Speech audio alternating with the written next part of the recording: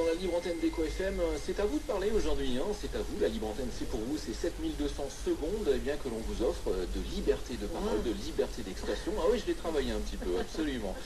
Ah ouais, tu savais que 2 heures, ça faisait 7200 secondes? Même pas. Non, je me suis amusé à le calculer parce que j'étais pas sûr, en fait. Et oui, effectivement, je ne me trompe pas. 2 heures, c'est 7200 secondes. Alors, on est là pour parler ce soir en libre antenne des adolescents et des relations entre les adolescents et les parents. Il y en a déjà donc un premier appel. Il s'appelle Julien, il nous appelle de très très loin. Bonsoir Julien. Bonsoir Julien. Très loin. Oui, Lyon, c'est le bout du monde. à quel endroit? Lyon. Ah, de Lyon. Ah, bah, Lyon, c'est quand même pas tout à fait la porte à côté. Hein. Non, c'est pas très très loin, mais donc voilà quoi. Alors, On va être à l'antenne en tout cas. comment? Bah, écoutez, de rien, il n'y a pas de problème. Alors, je crois que tu voulais nous parler un petit peu de tes relations avec tes parents. Bah, disons que l'adolescence c'est quand même une super période quand même. Hein. Avant d'aborder un peu la problématique des parents, je trouve que c'est vraiment une première période vraiment où on découvre la vie quoi. Absolument, On ouais. découvre les sorties, les potes, les amours, on découvre un petit peu tout. Donc c'est quand même une période assez fabuleuse quand même. Absolument. Et toi, tu l'as trouvé fabuleuse pour quelle raison? Eh ben, c'est les années de toutes les premières fois en fait. C'est ça, Oui, c'est découvrir et faire ses premières erreurs aussi et devoir les assumer. Et c'est là où les parents ont un rôle où ils doivent accompagner l'enfant en fait. Oui, un peu un rôle aussi de formateur, quelque part, un rôle de, ben voilà, je te laisse faire, mais si tu tombes, tu vas te ramasser tout seul, mais si vraiment tu n'arrives pas à te ramasser, je serai là quand même pour t'aider, en fait, c'est ça, hein. Voilà, c'est ça. Si tu tombes, tu te fais mal, mais je suis quand même là pour t'aider à te relever, quoi. C'est exactement. Moi, je vois ça comme ça, en fait. C'est exactement ça. Je pense que c'est bien résumé.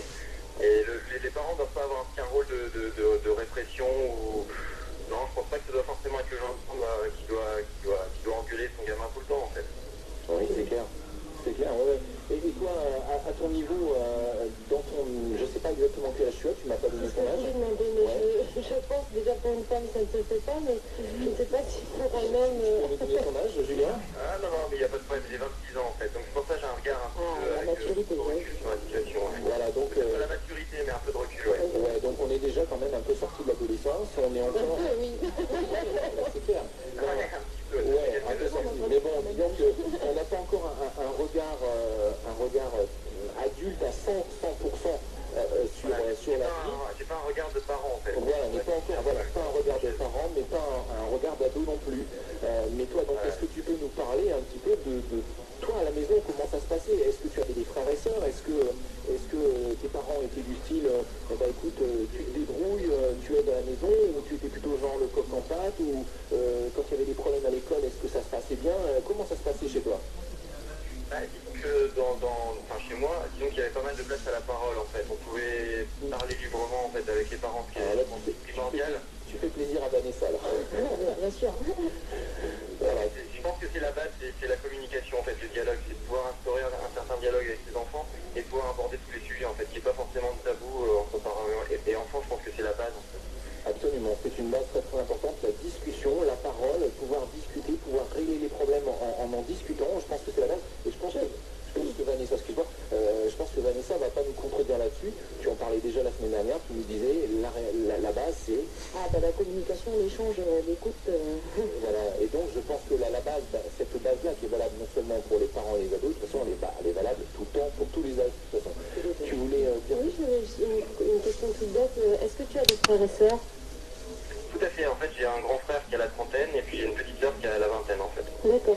Et D'ailleurs, c'est une petite précision, je me suis aperçu quand même que mes parents étaient beaucoup plus libres avec ma petite sœur, avec la petite dernière en fait. Donc je pense que ça évolue aussi dans le temps par rapport à l'âge des parents, qui deviennent peut-être un peu plus cool plus les années passent en fait. Oui, certainement, mais ils ont aussi une maturité qui arrive aussi pour eux quelque part, hein, je pense. Il y en avait les deux grands frères.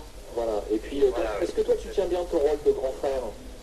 Ah oui, tout à fait, à la fois protecteur et puis de bons conseils aussi. C'est vrai qu'on n'a pas tout à fait le rôle des parents, donc on est peut-être plus écouté par ses frères et sœurs, je pense. Et la petite sœur, elle fait du genre, allez, c'est bon, arrête de me coller, ou elle le prend très très bien? Ah, disons que ça dépend des sujets. Il y a des sujets plus sensibles, comme si je lui dis des conseils à son copain, si je lui dis qu'elle ne devrait pas se mettre avec, ça peut être tendu, mais souvent non, elle est souvent à l'écoute en fait. Ah ben, c'est très bien. En tout cas, Julien, si tu veux ajouter quelque chose, vas-y, tu as 30 secondes d'antenne pour toi tout seul maintenant. Non, mais je conseillerais, comme on a dit en fait en conclusion, c'est d'avoir un dialogue important, de pouvoir aider les enfants quand ils sont dans la galère, mais voilà, il faut aussi que les enfants fassent leurs propres erreurs pour apprendre en fait. C'est un peu ma conclusion. Voilà, Et puis donc, pour terminer, c'est gentil de cette conclusion, pour terminer, eh bien, nous on va faire un petit cadeau. Eh bien, on a Aurel qui est là et qui donc fait un petit peu quelque chose qui est un petit peu en dehors, mais qui est quand même très très sympa, c'est-à-dire qu'elle va parler un petit peu de toi, mais à travers en fait ta numérologie et ta date de naissance. Et donc c'est Aurélie qui va t'offrir ça là tout de suite. Ah d'accord, c'est sympa. Bonsoir Julien. Bonsoir. Alors Julien, tu es né 26 janvier, tu es Verseau.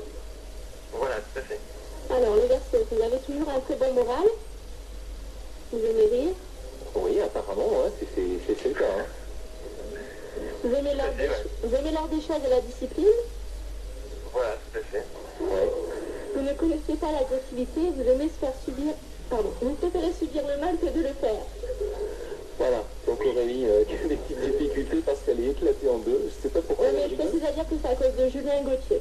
Voilà, bon bah voilà, moi c'est dit. Non, il y a une bonne ambiance chez vous. Oui, absolument. Bah oui, hein, pourquoi il y aurait une mauvaise ambiance? On fait de la libre antenne, hein. On n'est pas là pour préparer les infos et annoncer les catastrophes et les accidents. Hein. On n'est pas journaliste. Voilà, donc on n'est pas obligé de garder toujours notre sérieux. Ça c'est très très bien aussi la libre antenne pour ça. En tout cas, merci Julien, et je te souhaite une très très bonne soirée à l'écoute de Merci à toi Julien.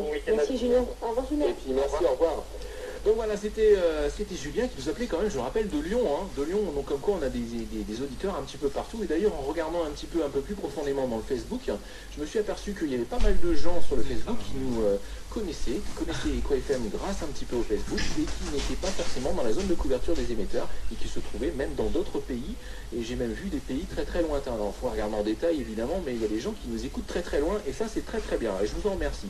J'en profite également pour saluer tous nos auditeurs lanois et alentours sur le 91.6 et également tous ceux qui nous écoutent en Belgique et dans le département du Nord et de l'Aisne. Voilà, comme ça c'est fait, on a dit bonjour à tout le monde.